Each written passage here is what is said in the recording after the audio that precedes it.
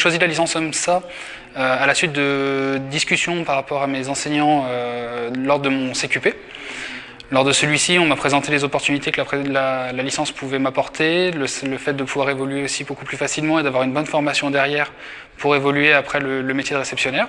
Et donc la volonté derrière pour moi, c'est justement de passer réceptionnaire dans une entreprise pour ensuite évoluer, gérer une équipe, l'animer, et j'ai envie de pouvoir animer une équipe volontaire.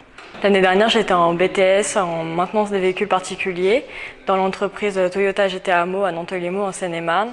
Et cette année, j'ai décidé de poursuivre sur une licence OMSA, sauf que je travaille à Toyota et Ranimar et Châle.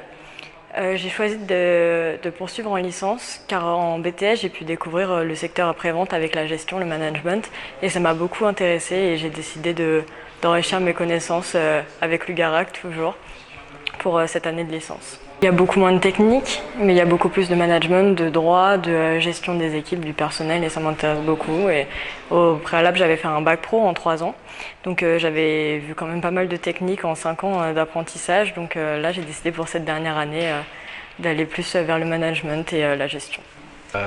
Au BTS, la licence m'apportera différentes compétences, notamment tout ce qui est management donc des services de l'après-vente, aussi bien en termes de carrosserie, de mécanique et de pièces détachées, voir un autre point de vue que par exemple la réception et la relation client, où on aura plus un point de vue sur les chiffres de l'atelier et la gestion d'atelier. Voilà.